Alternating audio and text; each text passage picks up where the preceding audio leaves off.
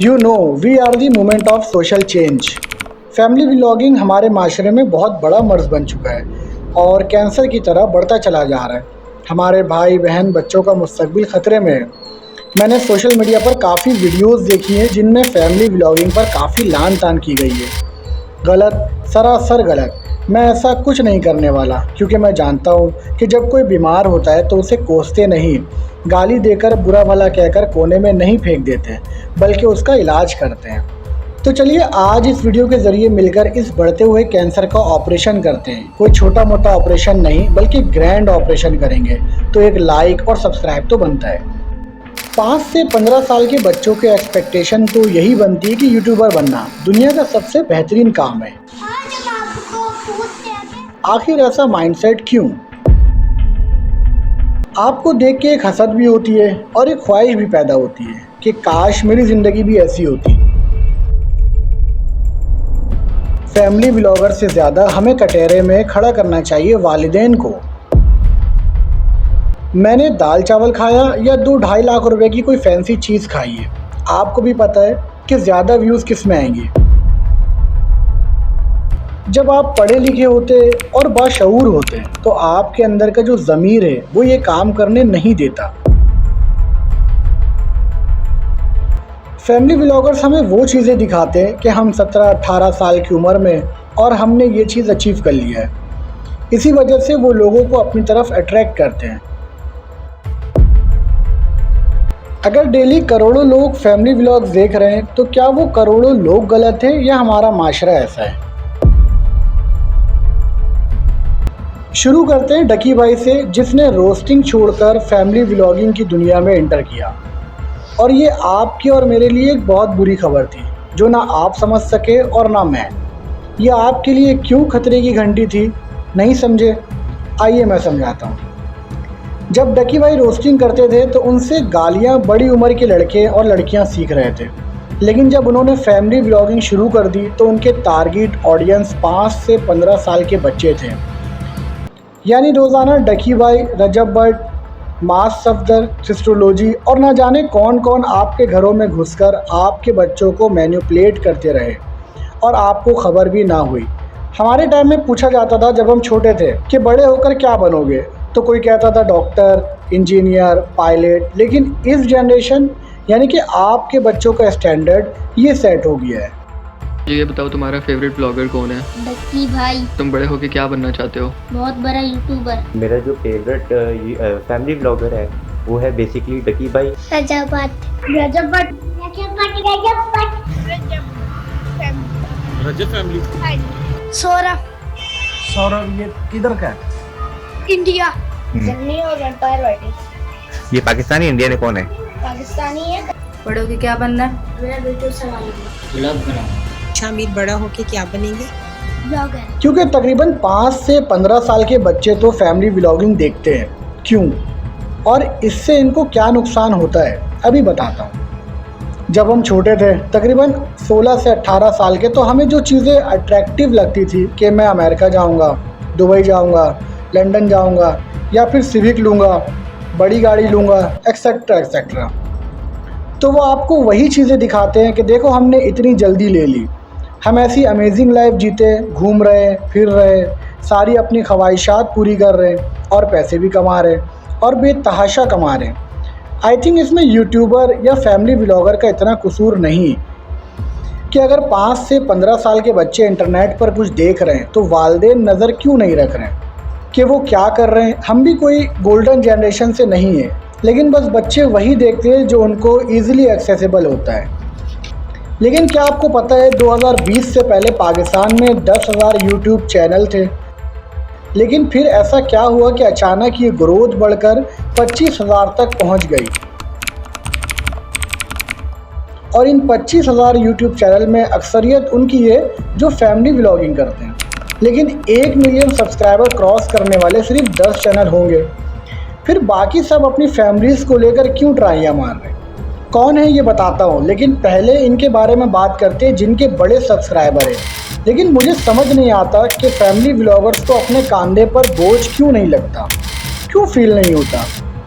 क्या आपने सुना है स्पाइडरमैन से, with great power comes great responsibility. इनके पास फॉलोअर्स का एक बड़ा नंबर है जिसमें ये अच्छा कंटेंट बेच सकते हैं, लेकिन नहीं, इस वक्त तो ये फैमिली व्लॉगर सिर्फ एक ही चीज़ बेच रहे हैं, अपनी प्राइवेसी। यहाँ मेरी बात को गलत नहीं समझे, ये मैं इसलिए नहीं कह रहा कि आपकी वीडियोस में फीमेल्स होती है या बाकी कंजर्वेटिव जो एतराज़ उठाते हैं। मैं इसकी तायद नहीं कर रहा, हरगिज़ नहीं, वो आपका और आपके घर का मामला है। लेकिन मेरा एतराज़ तो कुछ और है, बताता हूँ। लेकिन शायद आप लोगों को टिकटॉक के बारे में तो पता होगा, नो डाउट। जब नया नया आया था, जिस पर कोई चलकर दिखा रहा था, कोई नाच के, कोई गा कर। नहीं, नाचना गाना तो फिर भी टैलेंट है, पता नहीं कुछ तो ये लोग कर रहे थे टिकटॉक पर। शुरू में तो यूट्यूबर ने टिकटॉकर को कुछ यूँ देखा, ये क्या है, लेकिन अब ये डिजिटल कहानी एक नई मोड़ पर आ गई थी। आपने वो कहावत सुनी होगी, जैसे मुंह वैसे थप्पड़। जिसके पास जो था दिखा रहा था, कोई चलता गया और चलता रहा, कोई जिस्म दिखाता रहा, कोई ज़बान। पाकिस्तानी टिकटॉक पर सब दिखा रहे थे सिवाय टैलेंट के। अब टिकटॉक देखते ही देखते सबसे ज़्यादा इस्तेमाल होने वाली एप्लीकेशन बन गई थी, और इसी चीज़ को देखते हुए यूट्यूब ने भी न्यू फीचर लॉन्च किया और शॉर्ट वीडियोस वाला सेक्शन डाल दिया, और वो सारे के सारे टिकटॉकर यूट्यूबर बन गए और अपने साथ वो सारी गंदगियाँ यूट्यूब पर ले आए, और इनकी वीडियोस में मिलियन में व्यूज़ आने लगे। और हमारा अलमिया ये है कि हम वीडियोस को उसके व्यूज़ से जज करते हैं कि कितने बड़े नंबर्स मौजूद है, 1 मिलियन, 2 मिलियन या 10 मिलियन। जितने ज़्यादा नंबर्स, इतना बड़ा यूट्यूबर। कंटेंट गई तेल लेने। और इनका कॉन्सेप्ट देखें, क्या करूं मैं, मतलब कैसे करूं, क्यों करूं। तो फिर मैंने यही सोचा था कि यार जब हम लोग इतने अच्छे तरीके से घर में रह रहे हैं, तो जो लोगों के घर में लड़ाइयाँ हैं, जो लोगों के घर में झगड़े हैं, तो क्यों ना मैं उनको ये शो करा के बोलूं कि भाई तुम भी ऐसे रह सकते हो। वायरस फैलना शुरू हो गया, जिसके पास जो था दिखाना शुरू हो गया। कोई घर दिखा रहा था, कोई देहात, कोई गाड़ी, तो कोई फैमिली। मुझे किसी से कोई इशू नहीं, बस मसला तो एक कि इनकी जो ऑडियंस है वो 5 से 15 साल के बच्चे हैं, जो ना तो मैच्योर है और ना इनका जहन पक्का।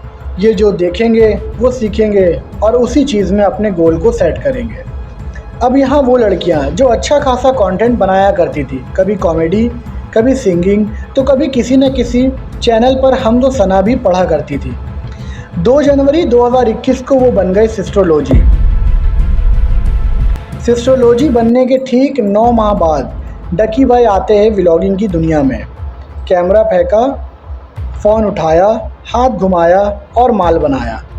मैं तो देखकर ये हैरान हो गया कि जो कुछ इस व्लॉग में था, अब्यूसिंग लैंग्वेज, वल्गैरिटी और सबसे बड़ी चीज़ पैसा, गाड़ी, बंगला, यानी अपनी लग्जरी लाइफ शो करना। अभी मैंने थोड़ी देर पहले आपको बताया कि इनकी मैक्सिमम ऑडियंस 5 से 15 साल के बच्चे हैं, जो ज़्यादा मैच्योर नहीं होते। खैर आगे चलते हैं। अभी जो मैंने आपको एक ख़ास पॉइंट बताया कि लग्जरी लाइफ शो ऑफ करवाना, महंगा खाना, ब्रांड पहनना, दुबई, स्विट्ज़रलैंड के ट्रिप वगैरह वगैरह, ये इन फैमिली व्लॉगर्स का यूएसपी था, यानी यूनिक सेलिंग पॉइंट। क्योंकि हर मिडिल क्लास, बिलखुसूस कच्ची उम्र के बच्चों का ख्वाब होता है कि ऐसी लग्जरी लाइफ गुजारना, लेकिन इन फैमिली व्लॉगर्स ने इन्हें ये जाहिर किया कि ये लग्जरी लाइफ इन्हें कुछ ना करके हासिल हुई है। यूट्यूब पर फैमिली व्लॉगिंग की दुनिया में 16 मार्च 2023 को एक और नौमालूम की पैदाइश होती है। मैंने जब इसे देखा तो ये सारे फैमिली व्लॉगर्स में एक ही चीज़ कॉमन थी कि अपनी प्राइवेसी और लग्जरी लाइफ दिखाना। और यही देखा देखी बहुत सारे नौजवान, बच्चे, ख़वातीन चल पड़े और जिसके पास जो था शुरू हो गए दिखाना। लेकिन ये कमाने नहीं, गंवाने जा रहे थे। और इन्हीं में से एक आ गया, भाभी रिवील करूँगा, और इतने व्यूज़ आ जाए मेरी वीडियो में और लाइक्स आ जाए। अच्छा, बड़ी बात ये है कि इसके व्यूज़ भी आ गए और वो अगली वीडियो में भाभी को रिवील भी कर दिया। अफसोस, सदा अफसोस। और सोने पे सुहागा, ये लोग बाकायदा अपनी वीडियोस में तरगीब दे रहे हैं कि पढ़ने लिखने के बजाय यही सब करें और बंगला गाड़ी बनाते जाएं। Education is a scam in Pakistan. हर बंदा व्लॉग कर रहा है, मतलब जब से मैं आया हूँ, जब से भाई कर रहा है व्लॉगिंग, ये तो यूट्यूब पे नहीं है। मिनिमम से मिनिमम हमने आधी जनरेशन यूट्यूब पे लगा दी, लोगों ने व्लॉग स्टार्ट कर दिए। ब्रो मेरी क्लास में अभी तक एक भी बंदा नहीं है जो सक्सेसफुल हो, मैं हकीकत बता रहा हूँ। बल्कि ऐसी मीम्स और वीडियोस शेयर की जा रही है जिससे पढ़ने लिखने वाला बच्चा और डिमोटिवेट हो जाए।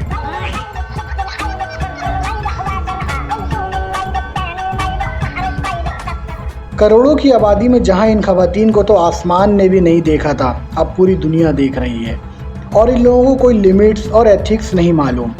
जब आप पढ़ लिख कर इन सब चीज़ों पर आते हैं ना, जो आपके अंदर का इंसान है, जो आपका ज़मीर है, वो आपको एफर्टलेस कंटेंट बनाने नहीं देता बल्कि रोकता है।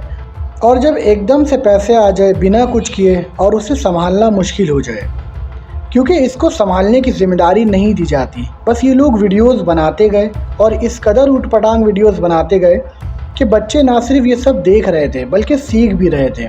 और वालिदैन भी क्यों रोकते, डॉलर्स आ रहे थे, बच्चा बन गया कमाओ सूद।